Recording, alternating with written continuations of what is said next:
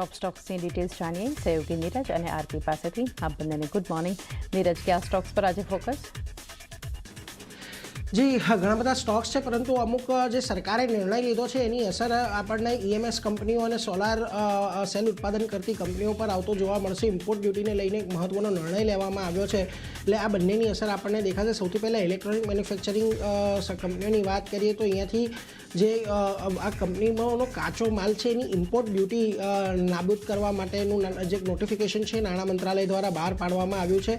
હવે આની અંદર તમને મોબાઈલ ફોન અને કમ્પોનન્ટવાળી કંપનીઓને રાહત મળતી દેખાશે. જે ચાર્જિંગ મોડ્યુલ છે, ડિસ્પ્લે મોડ્યુલ છે, એ સહિતના લગભગ 6 પાર્ટ એવા છે કે જેના પર ઇમ્પોર્ટ ડ્યુટી નાબૂદ કરવામાં આવી છે.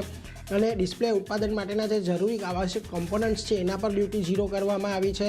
હવે આ જે બધા ડિસ્પ્લે છે તે તમારી આપણી જે કાર્સ છે, કાર્સની અંદર વપરાય છે, મેડિકલ ડિવાઇસ છે, ઇન્ડસ્ટ્રીયલ મશીનો છે, એ બધાની અંદર વાપરવામાં આવે છે. એટલે ઇમ્પોર્ટ ડ્યુટીમાં લગભગ છૂટ જે છે 31 માર્ચ 2029 સુધી આપવામાં આવી છે. એટલે સરકાર દ્વારા એક બહુ મોટી રાહત આ બધી કંપનીઓને અહીંયાથી મળે છે. જોકે જોવાનું રહેશે કે કઈ કંપની પર કેટલી ઇમ્પેક્ટ આપણને આવતી દેખાય છે, પરંતુ ઓવરઓલ સેક્ટર માટે એક સારા સમાચાર છે, એટલે એના પર એક નજર રાખીશું. બીજી તરફ જે સોલાર ઇક્વિપમેન્ટ ટીપીસી કંપનીઓ છે એમને પણ રાહત આપી છે. સેલ્ફ સર્ટિફિકેશન સમયમર્યાદા 31 ડિસેમ્બર સુધી તેમણે વધારી છે. 200 કિલોવોટથી વધુ ક્ષમતાના સોલાર પીવી ઇન્વર્ટર પર પણ એમણે છૂટ આપવાની વાત કરી છે, અને ટેસ્ટિંગ લેબની અછતને કારણે આ પ્રકારનો નિર્ણય લેવામાં આવ્યો છે. પ્રકારની વાત સામે છે, એટલે બંને પર નજર રાખીશું કે કયા પ્રકારે આજે અહીંયા પણ આપણને એક અસર આવતી દેખાય છે. આ ઉપરાંત ઘણા બધા જગ્યા પર Q1 અપડેટો છે એની વાત કરી લઈએ. સૌથી પહેલાં વાત કરીએ ટાટા સ્ટીલની. ભારતનું જે સ્ટીલનું ઉત્પાદન છે એની અંદર 11% વધારો થયો છે. 5.82 મેટ્રિક ટન પર વાર્ષિક ધોરણે પહોંચતું જોવા મળ્યું છે. ભારતના ડિલિવરી વોલ્યુમ છે એની અંદર આપણને 8.84% વધારો છે. 5.17 મેટ્રિક ટન પર જોવા મળ્યું છે. એટલે એક વાત તો છે કે ભલે આપણને સ્થાનિક ડિમાન્ડ અહીંયાથી સ્ટીલની સારી રહેતી જોવા મળી રહી છે. જે પ્રકારે કેપેક્સ સાયકલ વિવિધ સેક્ટરની અંદર અને વિવિધ ક્ષેત્રોની અંદર આપણને આવતી દેખાઈ રહી છે, એટલે ટાટા સ્ટીલ પર નજર રાખજો. એક પોઝિટિવ ઇમ્પેક્ટ આજના દિવસમાં તમને આવતું જોવા મળી શકે છે. બીજી તરફ તમારે ધ્યાન રાખવાનું છે ફિનિક્સ મિલ્સ પર. Q1 ની બિઝનેસ અપડેટ અહીંયા આવી છે. એમનો જે રિટેલ પોર્ટફોલિયો હતો એના કન્ઝમ્પશનમાં લગભગ 32% વધારો થયો છે, અને 4727 કરોડ પર જે રિટેલ પોર્ટફોલિયો કન્ઝમ્પશન છે એ આપણને રહેતું દેખાયું છે. બીજી તરફ મોટાભાગના અસેટ્સમાં રિટેલ કન્ઝમ્પશનની ડબલ ડિજિટ ગ્રોથ જોવા મળી રહ્યો છે. એમનું જે કમર્શિયલ ઓફિસ લીઝિંગનો જે બિઝનેસ છે એની અંદર ગ્રોથ થઈને લગભગ 1.9 લાખ સ્ક્વેર ફીટ પર હવે આજે ઓફિસ લીઝિંગ છે એ પહોંચતું જોવા મળ્યું છે.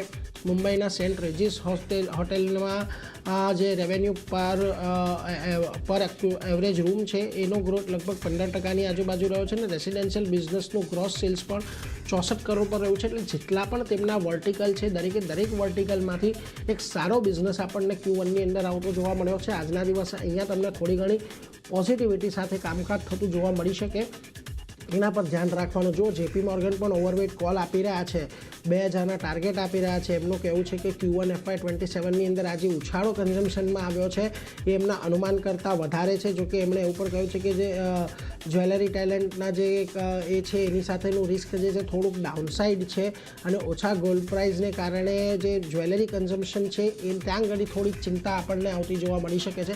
પરંતુ ઓવરઓલ તેઓ ઓવરવેટ રેટિંગની સાથે 2000ના ટાર્ગેટ આપી રહ્યા છે, એટલે એના પર એક ફોકસ ખાસ કરીને અહીંયાથી રાખવાનું છે. બીજી તરફ SML મહિન્દ્રા પર નજર રાખજો. જૂન મહિનાનું જે CV સેલ્સ છે 4.3% જ વધ્યું છે. 1860 યુનિટથી વધીને 1896 યુનિટ પર છે. કોઈ બહુ વધારે મોટી અસર અહીંયાથી તમને SML મહિન્દ્રા પર આવતી જોવા નહીં મળે, પરંતુ અપડેટ તરીકે તમારે ચોક્કસથી આને અહીંયાથી ફોકસમાં રાખવાનું. બીજી તરફ JSW એનર્જી પર ખાસ નજર રાખજો. એપ્રિલથી અત્યાર સુધીમાં લગભગ 1081 મેગાવોટના રિન્યુએબલ પાવરનું કમિશન કર્યું છે. એટલે કે આ જે પોતાની ક્ષમતા હતી એ ક્ષમતાની અંદર આ 3 મહિનામાં એમણે 1081 મેગાવોટનો ઉમેરો કર્યો છે, અને હવે જે એમની ટોટલ ઓપરેશનલ કપાસિટી છે 14535 મેગાવોટ પર પહોંચતી જોવા મળી છે. મહત્ત્વના સમાચાર, સારું એવું એડિશન અહીંયાથી થયું છે. અને જો ખાસ કરીને આ 3 મહિનાની અંદર તેમનું રિન્યુએબલ પર ફોકસ વધ્યો છે, એટલે થર્મલને એ બધી તો કપાસિટી હજી એડ કરતાં કદાચ વાર લાગશે, અને ત્યાં આગળ તેઓ ઘણી બધા અધિગ્રહણ પણ કરી રહ્યા છે. પરંતુ ખાસ કરીને આજે રિન્યુએબલ માટેની એડિશન થયા છે, મહત્ત્વનું રહેશે, ધ્યાન રાખીશું. ત્યાં પણ આપણને આજના દિવસે એક પોઝિટિવ ઇમ્પેક્ટ કદાચ એક આવતી જોવા મળી શકે. બીજી તરફ તમારે ખાસ નાલ્કો પર નજર રાખવાની છે. નાલ્કોએ એનએલસી ઇન્ડિયા સાથે જોઈન્ટ વેન્ચર કરાર કર્યા છે. 1080 મેગાવોટનો કેપ્ટિવ થર્મલ પાવર પ્લાન્ટ માટેના કરાર અહીંયાથી છે. ઓડિશાના અંગુલમાં લગભગ 270 મેગાવોટના 4 પાવર પ્લાન્ટ બનાવવામાં આવશે, એટલે એના પર પણ એક નજર રાખીશું. બંને માટે એક પોઝિટિવ છે, એનએલસી ઇન્ડિયા માટે પણ, નાલ્કો માટે પણ, એટલે એના પર એક ધ્યાન રાખજો. બંનેમાં આજે તમને એક્શન એક આવતી જોવા મળી શકે છે. એટલે ઓવરઓલ આજના દિવસે જે ઈએમએસ કંપનીઓ છે, ઇમ્પોર્ટ ડ્યુટીની અંદર રાહત મળી છે, એને લઈને એક ખાસ નજર રાખવાની રહેશે. અને બીજું તમારે નાલ્કો એનએલસી ઇન્ડિયા પર પણ સમાચારને લઈને નજર રાખવાની રહેશે. પરંતુ આ સિવાય આર્થિક ઘણા બધા સ્ટોક્સ છે કે જ્યાં આગળ આજના દિવસે એક્શન આવી શકે છે. તમારી ક્યાં નજર? જે શરૂઆત એસબીઆઈ સાથે કરીએ તો અહીંયા આઈપીઓ આપણને જલ્દી જ આવતો જોવા મળતો દેખાઈ શકે છે અને એસબીઆઈ ફંડ્સ મેનેજમેન્ટે તેના આઈપીઓ માટે રેડ હેરિંગ પ્રોસ્પેક્ટ્સ અહીંયાથી ફાઇલ કરી છે. બીજી બાજુ એસબીઆઈ ફંડ્સ મેનેજમેન્ટ આઈપીઓ 14 જુલાઈએ ખુલશે અને 16 જુલાઈએ આપણને બંધ થતો જોવા મળશે. સાથે આઈપીઓની વાત કરી લઈએ તો 20.37 કરોડ શેર સુધીનો ઓએફએસ અહીંયાથી રહેતો દેખાઈ રહ્યો છે અને આઈપીઓ દ્વારા એસબીઆઈ કંપનીમાં 6.3% સુધીનો હિસ્સો વેચતા જોવા મળશે, એટલે ધ્યાન રાખવાનું છે એસબીઆઈ માટે. અહીંયા જલ્દી જ આપણને આઈપીઓ જે છે એસબીઆઈ ફંડ્સનો આપણને આવતો જોવા મળતો દેખાઈ શકે છે, એટલે ધ્યાન રાખવાનું છે એસબીઆઈ માટે. નેક્સ્ટ કાઉન્ટર ટીવીએસ મોટર્સનું છે. પોઝિટિવ સમાચાર છે, કંપનીએ પાર્ટનરશિપ કરી છે અને ઇન્ડિયન ઓઇલ કોર્પોરેશન સાથે આઈઓસી સાથે અહીંયાથી પાર્ટનરશિપ કરવામાં આવી છે અને દેશના છેવાડાના વિસ્તાર સુધી એલપીજી સિલિન્ડરના વિસ્તરણ માટે આ પાર્ટનરશિપ અહીંયાથી બંને કંપનીઓ વચ્ચે થઈ છે, જેમાં સસ્ટેનેબલ કમર્શિયલ મોબિલિટી સોલ્યુશન મજબૂત કરવા માટે આ પાર્ટનરશિપ કરવામાં આવી છે. તો ટીવીએસ મોટર આઈઓસી બંને આજે આ સમાચારના લીધે આપણને ફોકસમાં રહેતા દેખાઈ શકે છે. ધ્યાન રાખવાનું છે આ બંને માટે. નેક્સ્ટ એમએનએમનું કાઉન્ટર છે. અહીંયા વ્હીકલના ભાવમાં વધારો કરવાના નિર્ણય અહીંયાથી કંપની તરફથી લેવામાં આવ્યો છે, જ્યાં એસયુવી અને કમર્શિયલ વ્હીકલના પ્રાઇઝમાં વધારો કરવામાં આવ્યો છે. એસયુવી પોર્ટફોલિયોમાં સરેરાશ 2.7%નો ભાવ વધારો થયો છે અને કમર્શિયલ વ્હીકલની વાત કરી લઈએ તો એની રેન્જમાં લગભગ 2%ના ભાવની જાહેરાત કરવામાં આવી છે. આ ભાવ વધારો 10 જુલાઈ 2026થી આપણને લાગુ થતો જોવા મળશે, એટલે એમએનએમના કાઉન્ટર પર ધ્યાન રાખવાનું છે. અહીંયા પણ તેઓએ ભાવ વધારાની જાહેરાત અહીંયાથી કરી છે, જે 10 જુલાઈથી આપણને લાગુ થતું જોવા મળશે. નેક્સ્ટ ગ્રેફાઇટ ઇન્ડિયાનો કાઉન્ટર છે. થોડા સેન્ટિમેન્ટલ નેગેટિવ સમાચાર અહીંયા કાઉન્ટર માટે, કારણ કે જર્મનીમાં ગ્રેફાઇટ સ્પેશિયાલિટીઝ અને જે કોટિંગ ડિવિઝન છે એનું ઓપરેશન્સ અહીંયાથી બંધ કરવાનો નિર્ણય લેવામાં આવ્યો છે.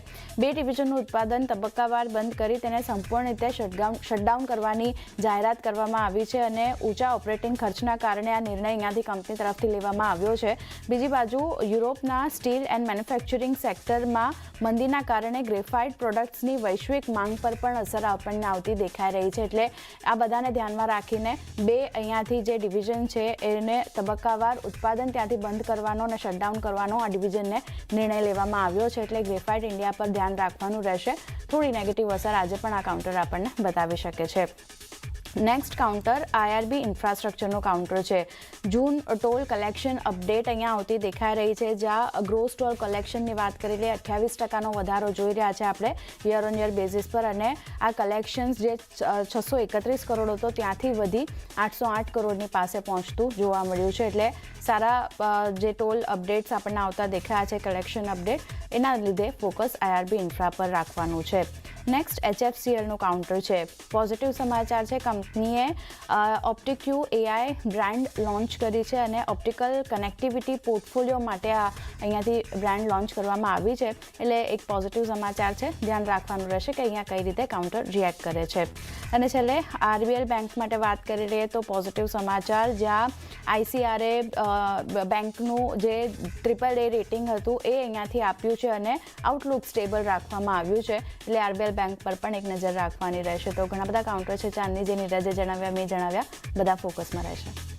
જી, તો આ બધા સ્ટોક્સ ખાસ આપણે ફોકસમાં રાખવાના છે. નીરજ અને આરતી, આપ બંનેનો આભાર અમારી સાથે જોડાયા અને ટોપ સ્ટોક શેર કર્યા.